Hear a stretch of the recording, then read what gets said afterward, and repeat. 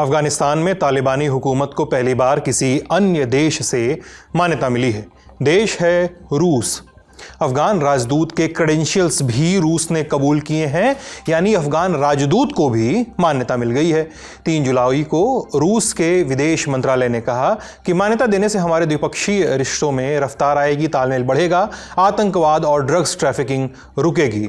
वहीं काबुल में तालिबान के विदेश मंत्री आमिर खान मुत्ताकी ने इसे बहादुरी भरा कदम बताया है। कहा, यह कदम बाकियों के लिए मिसाल बनेगा। तो आज के शो में हम जानेंगे तालिबान को रूस की मान्यता मिलना कितना अहम है और रूस ने ऐसा किस आधार पर किया।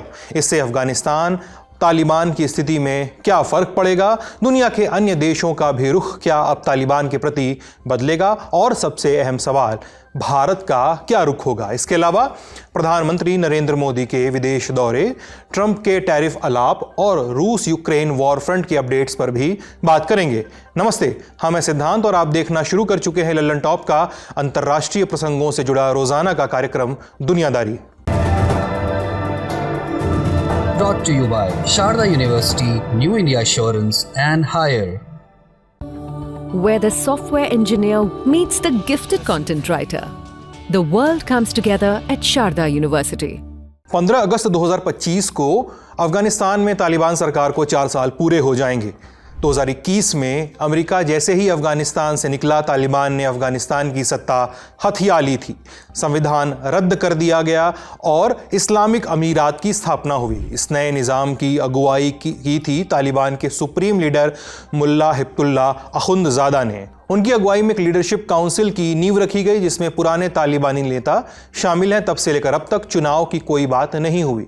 जो सरकार बनी वो ऑल मेल थी, यानी मर्दों की सरकार। तालिबान की पहली प्राथमिकता थी सख्त शरिया कानून लागू करना। इस कानून के तहत जो कुछ हुआ वो तालिबान को अंतर्राष्ट्रीय समुदाय में मान्यता न मिलने की सबसे बड़ी वजह है। क्या हुआ? औरतों के हक छीन लिए गए, लड़कियों के लिए स्कूल के दरवाजे बंद हुए, कॉलेज में दाखिला रोका गया। फिर मार्च 2022 में कहा गया कि स्कूल खुलेंगे। बच्चियां उम्मीद लिए स्कूल पहुंची, लेकिन उनमें से ज़्यादातर को लौटा दिया गया। कहा कि 6ठी क्लास से ऊपर की पढ़ाई की इजाज़त नहीं है। अक्टूबर 2022 में कॉलेज एंट्रेंस एग्ज़ाम देने की इजाज़त दी गई, मगर विषय चुनने की छूट नहीं थी। लड़कों के लिए ऐसी कोई रोक वहाँ नहीं है। दुनिया के अन्य करीब 50 इस्लामी मुल्कों में भी ऐसी कोई रोक नहीं है। तालिबान राज में है। ये तो हुई पढ़ाई की बात। फरमान और भी थे, जैसे औरतें अकेले सफ़र नहीं कर सकती, हिजाब नहीं पहना है तो गाड़ी वाले सवारी नहीं बैठा सकते, औरतों को पब्लिक में तेज़ बोलना मना है क्योंकि ऐसा करने पर कोई अजनबी उनकी आवाज़ सुन सकता है, औरतें पब्लिक पार्क या जिम में नहीं जा सकती हैं, दफ्तरों में काम नहीं कर सकते, उन्हें आधी सैलरी लेकर घर में बैठना चाहिए। एमनेस्टी इंटरनेशनल की रिपोर्ट के मुताबिक जून 2024 तक महिलाओं के खिलाफ हिंसा के 840 मामले दर्ज हुए। 332 में हत्या की रपट लिखी गई। यौन शोषण और गिरफ्तारी आम हो गई। अगला मुद्दा था अल्पसंख्यकों के साथ बर्ताव। हज़ारा समुदाय के लोग जो शिया मुस्लिम हैं, उन्हें उनके घरों से निकाला गया, राहत सामग्री नहीं दी गई, त्योहार मनाने पर रोक लगाई गई। सरकार में ऊपर से नीचे तक सिर्फ पश्तूनों को जगह मिली, बाकी अल्पसंख्यक जैसे ताजिक या उज़्बेक समुदाय का कोई समावेश नहीं था। तीसरी बात, अविश्वास। तालिबान सरकार में ऐसे लोग मंत्री हैं जिन पर यूनाइटेड नेशंस यानी यूएन की पाबंदियां हैं। अमेरिकी मैगजीन न्यूयॉर्कर की रिपोर्ट के मुताबिक जब काबुल कब्जा लिया गया, मतलब तालिबान ने जब कब्जा किया, तो 12,000 से ज़्यादा कैदी रिहा कर दिए गए। इनमें कुछ अलकायदा से भी जुड़े थे। फिर जुलाई 2022 में अमेरिका ने काबुल पर ड्रोन अटैक किया, अलकायदा चीफ अल जवाहिरी को मार गिराया। इसके बाद शक पुख्ता हो गया कि तालिबान आज भी आतंकियों को पनाह देता है। Life can throw yonkers too. Don't get bowled over. Get insured with Rasta Apatti Kavach policy. Visit our website to know more. इन्हीं वजहों से आज तक दुनिया के किसी भी देश ने तालिबान सरकार को आधिकारिक रूप से अफगानिस्तान की वैध सरकार नहीं माना था। हाँ, कुछ देशों ने अनौपचारिक संपर्क जरूर बनाए थे। चीन ने तालिबान द्वारा भेजे गए राजदूत को मान्यता दी थी। इसके अलावा यूएई, उज्बेकिस्तान और पाकिस्तान, इन सब ने काबुल में अपने अपने राजदूत तैनात किए हुए हैं। मतलब मान्यता भले नहीं है, पर रिश्ते धीरे धीरे शनह शनह औपचारिक हो रहे हैं। हाल के महीनों में भारत ने भी कूटनीतिक संबंधों पर जोर दिया था, लेकिन अब तक किसी ने सरकार को वैध नहीं ठहराया था।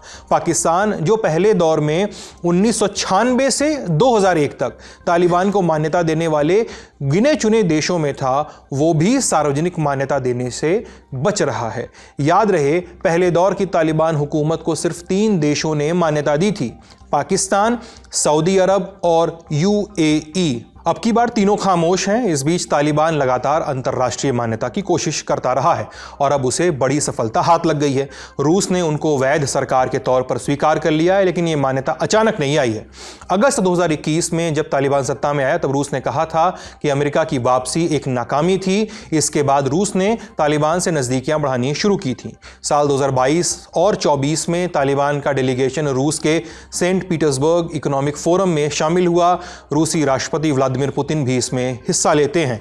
अक्टूबर 2024 में तालिबान के टॉप डिप्लोमेट ने रूसी राजधानी मॉस्को में रूस के विदेश मंत्री सर्गेई लावरोव से मुलाकात की थी। जुलाई 2024 में पुतिन ने तालिबान को आतंकवाद के खिलाफ साझेदार बताया।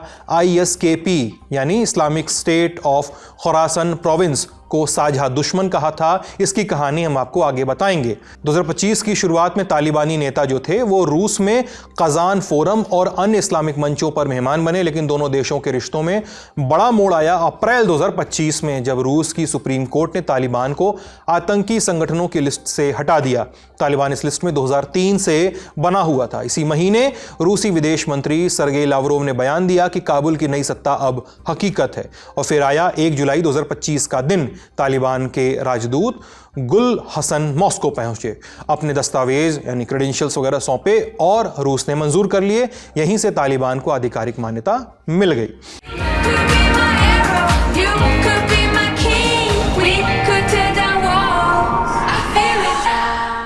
अब यह जानना भी अहम है कि रूस ने एक कदम उठाया क्यों है, उसको इससे फायदा क्या हो सकता है। पॉइंट्स में जानते हैं। पहला, कट्टरपंथ रोकने की कोशिश। रूस को डर है कि अफगानिस्तान का इस्लामिक कट्टरपंथ उसके इलाकों तक न फैल जाए। तालिबान से सीधे रिश्ता बनाकर रूस इंटेलिजेंस शेयरिंग और काउंटर टेररिज्म में साथ चाहता है। दोनों का एक साझा दुश्मन भी है, आतंकी संगठन ISKP यानी Islamic state of Khurasan province. इसे ISISK और या ISK ऐसे नाम भी मिलते हैं। 2015 में बना था। ये दाइश यानी ISIS की अफगान ब्रांच है। जो खुरासन शब्द आया है इसमें, इसके बारे में संक्षेप में जानिए। ये एक ऐतिहासिक इलाके का नाम है जो 7वीं सदी में इस्लामिक कैलिफेट यानी खलीफा आंदोलन के कब्जे में आया था। इसका अर्थ होता है उगते सूर्य की धरती। आधुनिक समय में खुरासन के कुछ हिस्से अफगानिस्तान, तुर्कमेनिस्तान और ईरान में फैले हुए हैं। खैर, 22 मार्च 2024 में रूस की राजधानी मॉस्को में मौजूद एक कॉन्सर्ट हॉल में गोलीबारी हुई। 149 लोग मारे गए। इसमें ISISK यानी ISKP का नाम आया था। यह रूस के लिए बड़ा अलार्म था। इसके बाद रूस ने तालिबान से सीधे सुरक्षा पर बातचीत शुरू की। नवंबर 2024 में रूसी सुरक्षा सचिव सर्गेई शोइगु अफगानिस्तान पहुंचे। कहा कि अब आतंकवाद से लड़ाई में दोनों मिलकर काम करेंगे। यहीं तालिबान कहता है कि वो अपनी जमीन से इस्लामिक स्टेट का सफाया करने में जुटा हुआ है, यानी दोनों के ध्येय एक। दूसरा पॉइंट, ड्रग्स तस्करी पे लगाम। अफगानिस्तान इस वक्त दुनिया का सबसे बड़ा अफीम पैदा करने वाला देश है। रूस चाहता है कि तालिबान से मिलकर वो इस ट्रैफिकिंग पर रोक लगाए जो रूस तक पहुंचती है। तीसरा पॉइंट है इकोनॉमिक इंटरेस्ट। अफगानिस्तान के पास भरपूर मिनरल्स हैं। रूस की कंपनियां अब यहां तेल, गैस, माइनिंग और इंफ्रास्ट्रक्चर में निवेश कर रही हैं। वहीं 2024 में अफगानिस्तान ने रूस से 2,75,000 टन गैस खरीदी थी।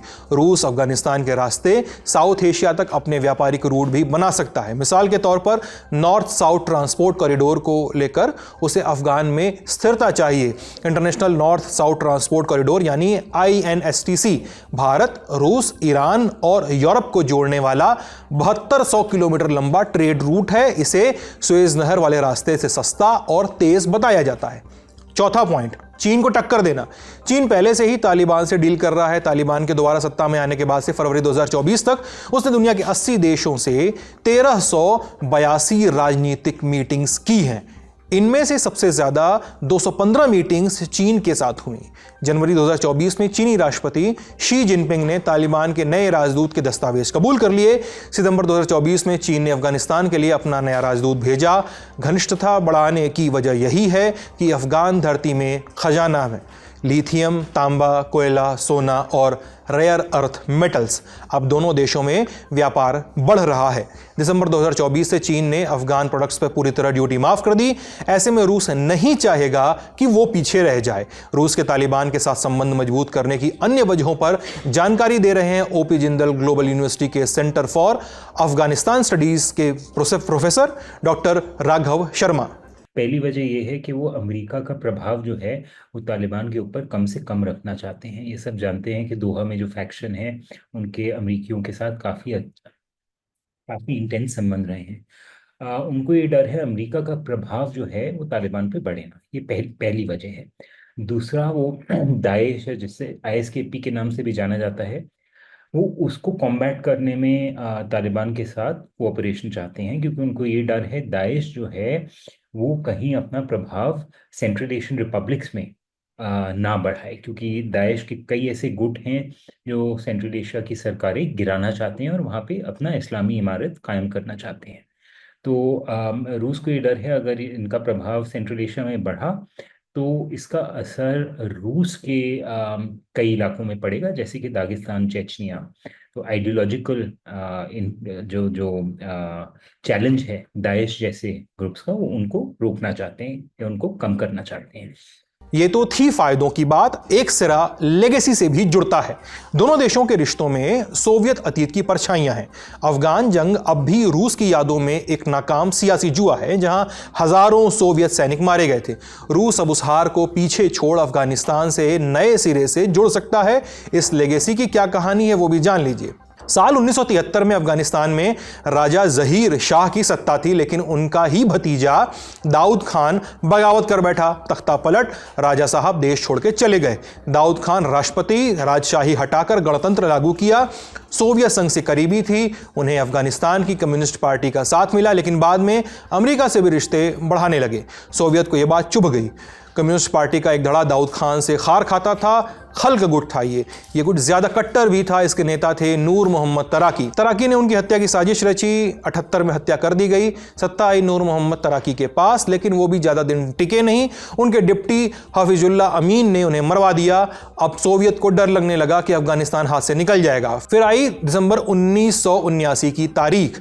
रेड आर्मी काबुल में उतर आई। सोवियत आर्मी को बहुत कम विरोध झेलना पड़ा।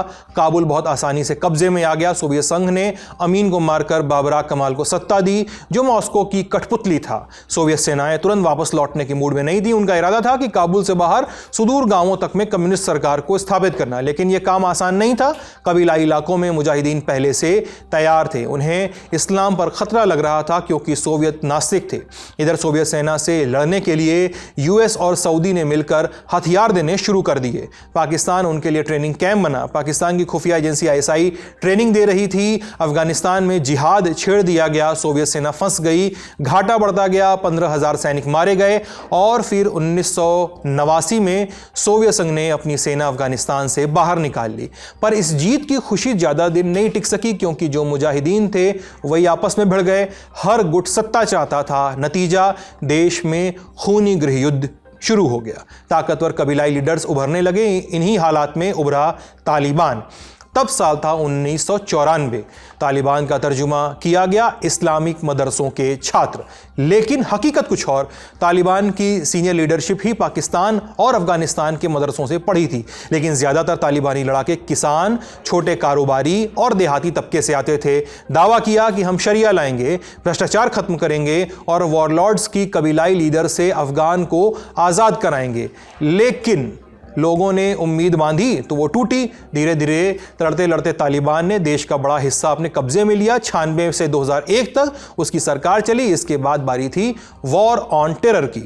अफगानिस्तान पर फिर हमला हुआ। इस बार अमेरिका ने किया, लेकिन अमेरिका को मनचाही कामयाबी नहीं मिली। 20 साल बाद 2021 में अपनी सेना बाहर निकाल ली। वॉर ऑन टेरर की पूरी कहानी हमने दुनियादारी के एक एपिसोड में विस्तार से बताई है, लिंक आपको डिस्क्रिप्शन बॉक्स में मिल जाएगा। बहरहाल, इसके बाद से तालिबान 2.0 का राज है। चेहरा और सोच अब भी वही है, लेकिन वक्त बदल चुका है। तालिबान पर भी अब दबाव है कि वो ये समझे कि बंदूक से ज्यादा दफ्तर और दायित्व की भाषा समझनी होगी।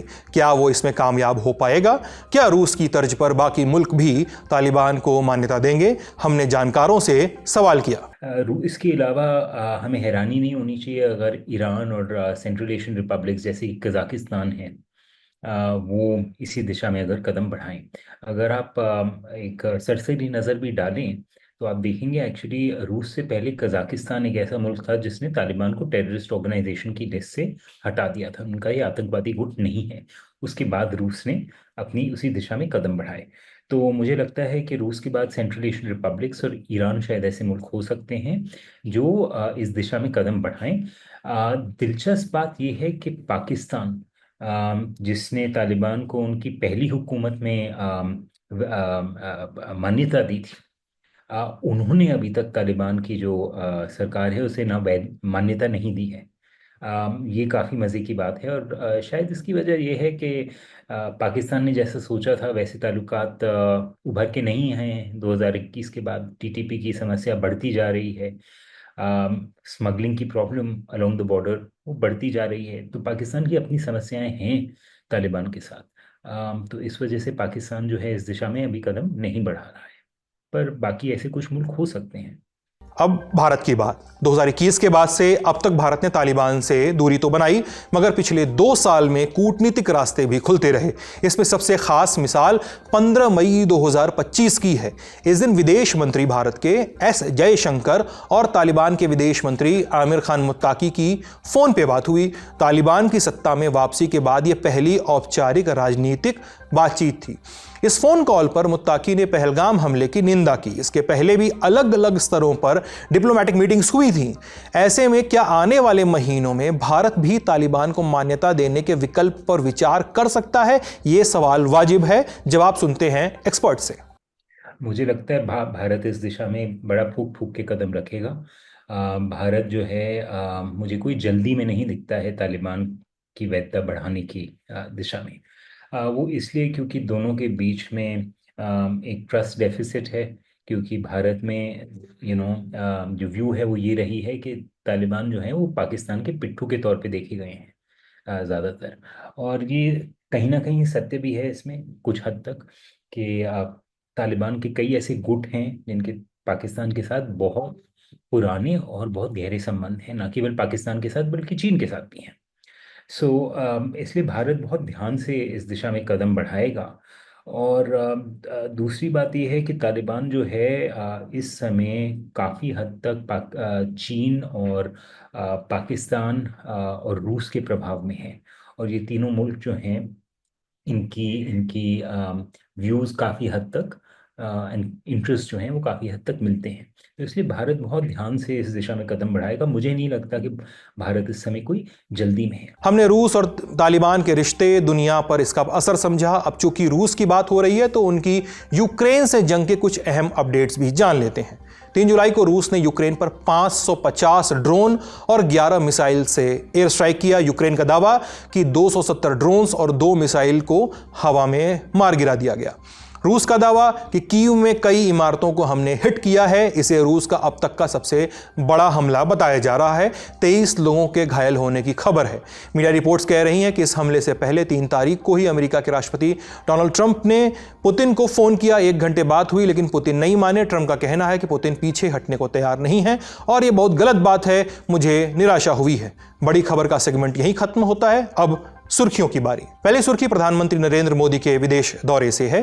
पीएम मोदी त्रिनिडाद एंड टोबैगो पहुंचे हुए हैं। ये कैरेबियाई देश अफ्रीका के सिरहाने पे पड़ता है। यहाँ एयरपोर्ट पर पीएम मोदी को गार्ड ऑफ ऑनर दिया गया। फिर त्रिनिदाद एंड टोबैगो के प्रधानमंत्री कमला प्रसाद बिसेसर के साथ उन्होंने डिनर किया। उन्होंने भारतीय समुदाय से मुलाकात की, कहा कि भारत से आए लोगों का यहाँ की प्रगति में योगदान है।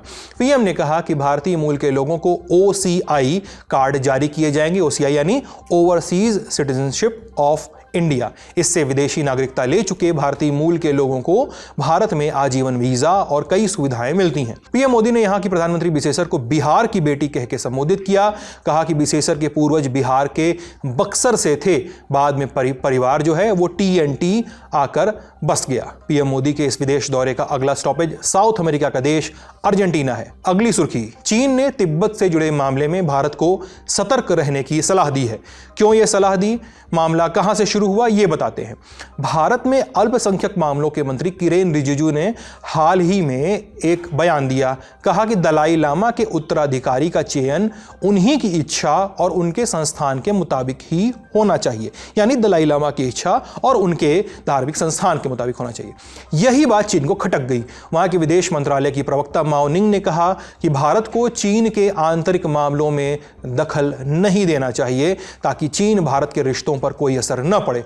आप जानते ही हैं कि 2 जुलाई को दलाई लामा ने एक वीडियो जारी किया था और ऐलान किया था कि उनके उत्तराधिकारी का चयन तिब्बती बौद्ध परंपराओं के अनुसार होगा। इसमें चीन का कोई रोल नहीं होगा। दलाई लामा की इस घोषणा के बाद से ही लगातार हर पक्ष से प्रतिक्रियाएं आ रही हैं।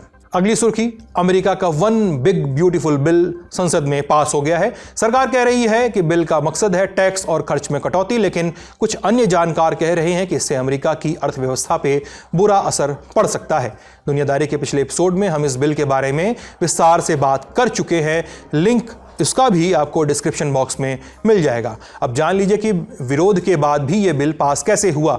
अमेरिकी संसद में 2 सदन होते हैं, निचला सदन यानी हाउस ऑफ रिप्रेजेंटेटिव और ऊपरी सदन यानी सीनेट। निचले सदन में इस बिल के समर्थन में 218 वोट और विरोध में 214। वहीं सीनेट में यह बिल 1 जुलाई को ही पास हो चुका था।